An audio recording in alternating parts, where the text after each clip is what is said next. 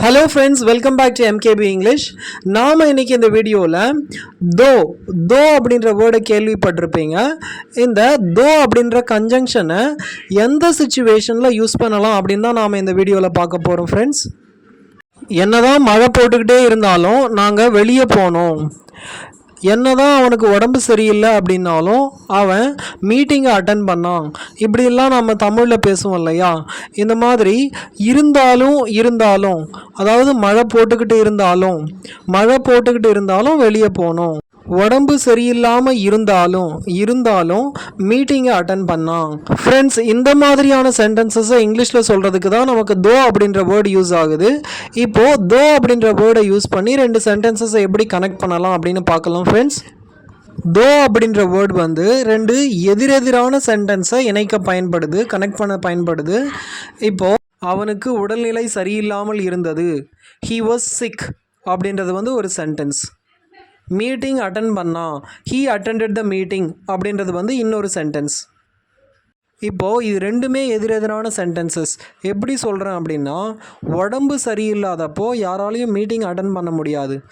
உடம்பு சரியில்லை ஆனால் மீட்டிங் அட்டன் பண்ணான், அப்போது ஒன்றுத்துக்கு ஒன்று எதிரானது தானே. இந்த மாதிரி ஒன்றுத்துக்கு ஒன்று எதிரான சென்டென்சஸை கனெக்ட் பண்ணுறதுக்கு தான் நாம் தோவை யூஸ் பண்ணுவோம். Though he was sick, he attended the meeting. Though he was sick, he attended the meeting. இங்கே though he was sick அப்படின்றதுக்கு அடுத்து காமா வைக்கணும்.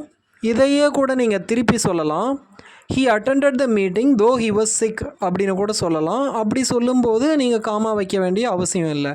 ஒரு சென்டென்ஸை தோவில் ஸ்டார்ட் பண்ணிங்க அப்படின்னா தான் நீங்கள் காமா வைக்க வேண்டியிருக்கும். இந்த சென்டென்சஸை கவனிங்க.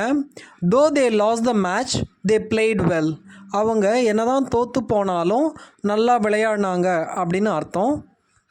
தோ I had no experience, they gave me the job.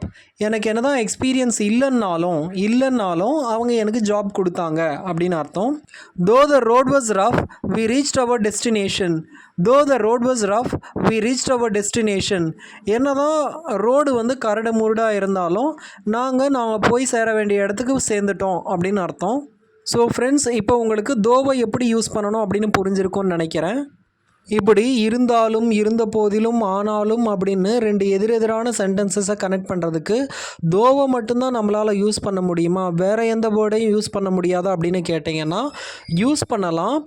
அதுக்கு நாம் எந்த வேர்டை யூஸ் பண்ணுவோம் அப்படின்னா ஆல்தோ அப்படின்ற வேர்டை கூட யூஸ் பண்ணுவோம். தோக்கும் ஆல்தோக்கும் என்ன வித்தியாசம் அப்படின்னு கேட்டிங்கன்னா, தோவை வந்து நாம் கேஷுவல் கான்வர்சேஷனில் யூஸ் பண்ணுவோம், ஆனால் ஆல்தோவை வந்து ஃபார்மலாக யூஸ் பண்ணுவோம்.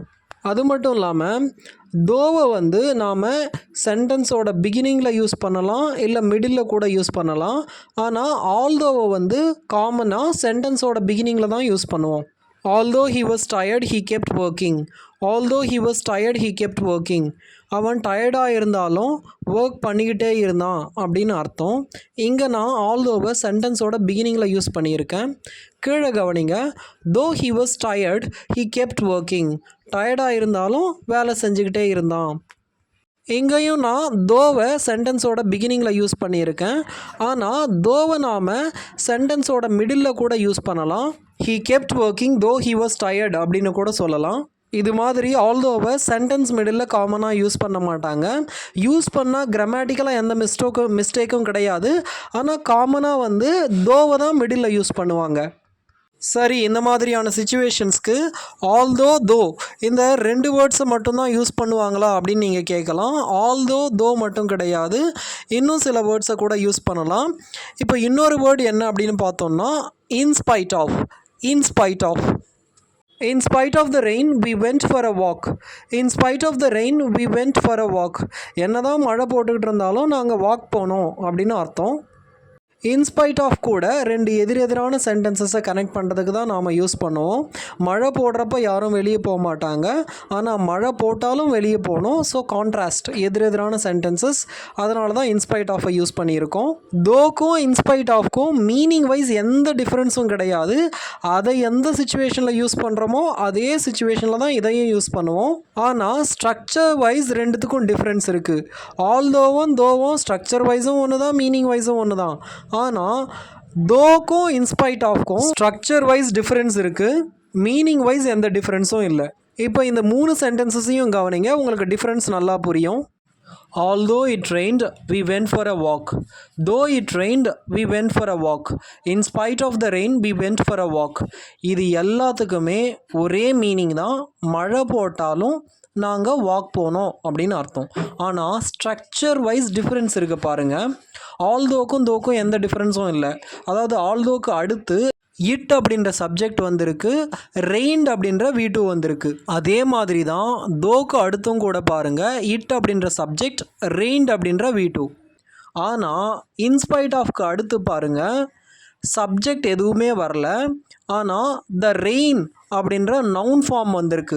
இன்ஸ்பைட் ஆஃப்க்கு அடுத்து த அப்படின்ற ஆர்டிக்கல் வந்திருக்கு. அதே மாதிரி ரெயின் அப்படின்ற நவுன் ஃபார்ம் வந்திருக்கு. இங்கே சப்ஜெக்டோ V1ஓ V2ஓ V3ஓ நாம் தோல பார்த்த மாதிரி வரல. இன்ஸ்பைட் ஆஃப்க்கு அடுத்து இமீடியட்டாக நவுன் ஃபார்ம் வந்திருக்கு.